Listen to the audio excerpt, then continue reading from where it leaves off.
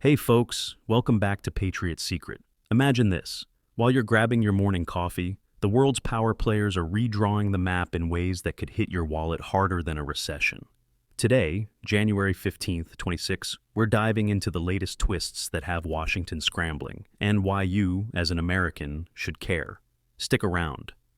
This isn't just news, it's the briefing that keeps you ahead. All right. Let's kick things off with U.S. foreign policy, because that's where our edge starts. Yesterday, the Biden administration, wait, no, by 26, it's probably the Harris or whoever's in there now. Actually, scratch that. With the new administration settling in after the 24 shakeup, we've got fresh moves. Reports out of D.C. confirm the U.S. just inked a beefed-up defense pact with the Philippines, aimed square at countering China's push in the South China Sea. Think about it. More American boots and ships in the Indo-Pacific. This isn't charity, it's about securing trade routes that keep our shelves stocked and gas prices from spiking. If China flexes more, we're looking at higher costs for everything from iPhones to imports, straight out of your paycheck. Shifting gears to the global economy, things got real yesterday. The Fed held steady on rates, but whispers from Wall Street point to a surprise dip in the dollar against a basket of currencies. Why? BRICS nations, Brazil, Russia, India, China, South Africa, and the new kids like Saudi Arabia are ramping up their de-dollarization game. They announced a joint digital currency pilot at a virtual summit, testing trades in something they're calling the BRICS Bridge. For us Americans, this matters big time. If more oil and goods get priced outside the dollar, our inflation could creep back up, eroding that purchasing power we've fought to hold on to. Oil markets? Brent crude jumped 3% to around $80 a barrel after fresh sanctions on Iranian exports tightened supply. Trade tensions are heating up too. Europe slapped tariffs on US EVs in retaliation for our subsidies, which could mean pricier cars here if companies pass on the pain. Speaking of Europe and the EU, it's a mess over there. Germany's economy shrank another 0.5% in Q4 data released yesterday, blaming it on energy woes from the ongoing Russia standoff.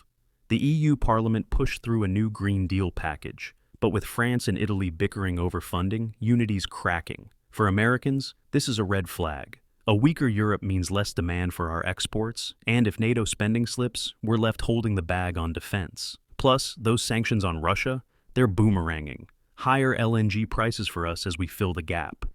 Now, the Middle East, always the powder keg. In the last 24 hours, Israel and Hamas agreed to a 48-hour ceasefire extension in Gaza, brokered by Qatar with U.S. back-channeling. But tensions spiked when Iran test-fired a new ballistic missile, claiming it's for defensive purposes. Oil traders are nervous, and rightly so. Any flare-up there sends pump prices soaring stateside. Diplomatically, the U.S. envoy met with Saudi leaders to lock in more normalization deals. But with Yemen's Houthis still disrupting Red Sea shipping, our navy's stretched thin. This directly affects American jobs in logistics and manufacturing. Disruptions mean delays and higher costs trickling down to you. Over in China and the Indo-Pacific, Beijing's not letting up. They just unveiled a massive naval exercise near Taiwan, involving 50 ships, right after our new pact with Manila. Taiwan reported cyber incursions too, likely state-backed. Currency-wise, the yuan strengthened against the dollar amid talks of easing U.S. tariffs. But don't hold your breath. Congress is pushing back hard. For us, this is about tech dominance.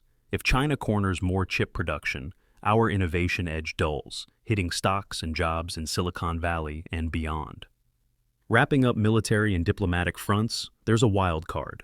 North Korea launched a short-range missile test yesterday, rattling Japan and prompting U.S. forces in South Korea to go on alert. No big escalation, but it underscores how these alliances pull on our resources. Sanctions on Pyongyang tightened, but with Russia allegedly supplying them tech, it's a loop that's costing us billions in containment. Look, folks, these shifts aren't abstract. They're reshaping the world where America once called the shots unchallenged. BRICS rising, Europe stumbling, Middle East simmering. It's all chipping at our leverage. But here's the silver lining. Staying informed like this keeps us vigilant, ready to push back through smart policy and innovation. What do you think? Is de-dollarization the real threat, or is it the Indo-Pacific heating up? Drop your thoughts below, subscribe for more unfiltered breakdowns, and I'll see you tomorrow. Stay sharp, Patriots.